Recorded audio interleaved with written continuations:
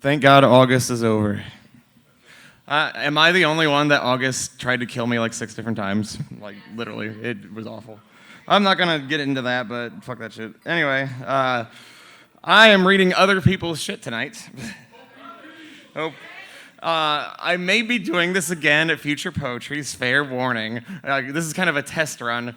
It's less other people's poetry and more someone else's book review on a Dan Brown book. And it's really satirical and it's really funny, and I hope you enjoy it. I know Link's going to. If you're not aware, it's the Dan Brown from, what the hell is the book? The Da Vinci Code. That Dan Brown. And This is a very serious, not at all ironic book review of one of Dan Brown's books. Renowned author Dan Brown woke up in his luxurious 4-poster bed in his expensive $10 million house, and immediately he felt angry. Most people would have thought that the 48-year-old man had no reason to be angry. After all, the famous writer had a new book coming out. But that was the problem. A new book meant an inevitable attack on the rich novelist by the wealthy wordsmith's fiercest foes, the critics. Renowned author Dan Brown hated the critics. Ever since he had become one of the world's top renowned authors, they'd made fun of him. They mocked best-selling book The Da Vinci Code, successful novel Digital Fortress, popular tome Deception Point, money-spinning volume Angels and Demons, and chart-topping work of narrative fiction The Lost Symbol. The critics said his writing was clumsy, ungrammatical, repetitive. They said it was full of unnecessary tautology. They said his prose was swamped in a sea of mixed metaphors. For some reason, they found something funny in sentences such as, his eyes went white like a shark about to attack. They even say, my books are packed with banal and superfluous descriptions, thought the 5'9" man. He particularly hated it when they said his imagery was nonsensical. It made his insect eyes flash like a rocket. Renowned author Dan Brown got out of his luxurious 4-poster bed in his expensive $10 million house and paced the bedroom, using the feet located at the ends of both of his legs to propel him forwards. He knew he shouldn't care what a few jealous critics thought. His new book Inferno was coming out on Tuesday, and the 480-page hardback published by Doubleday with a recommended U.S. retail price of $29.95 was sure to be a hit, wasn't it? I'll call my agent, pondered the preposterous scribe.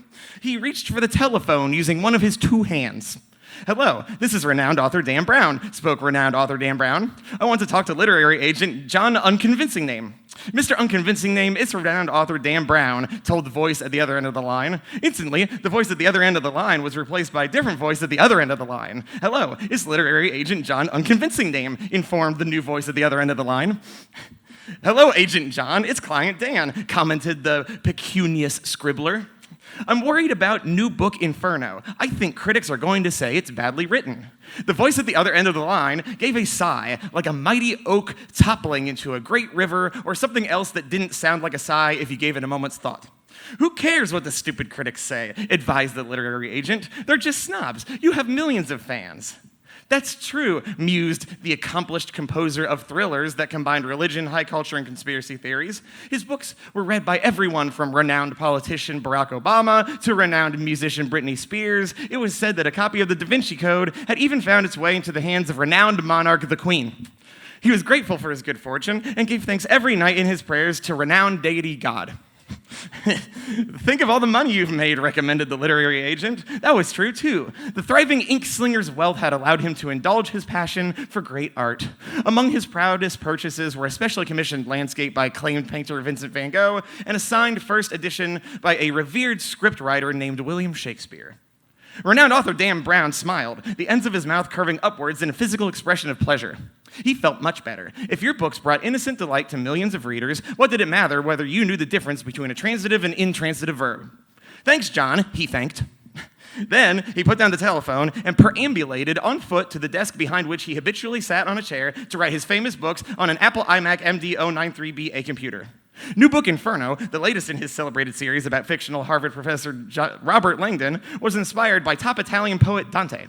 It wouldn't be the last in the lucrative sequence either. He had all the sequels mapped out. The Mozart acrostic, the Michelangelo word search, the Newton Sudoku. The 190-pound adult male human being nodded his head to indicate satisfaction and returned to his bedroom by walking there.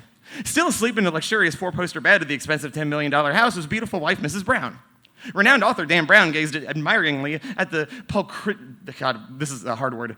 Renowned author Dan Brown gazed admiringly at the pulchritudinous brunette's blonde tresses, brunette's blonde, flowing from her head like a stream, but made from hair instead of water and without any fish in it.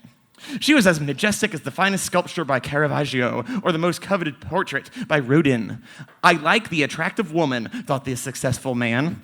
Perhaps one day, inspired by beautiful wife Mrs. Brown, he would move into romantic poetry like market-leading British rhymester John Keats. That would be good, opined the talented person, and got back into the luxurious four-poster bed. He felt as happy as a man who has something to be happy about and was suitably happy about it. Thanks, I guess. That's it!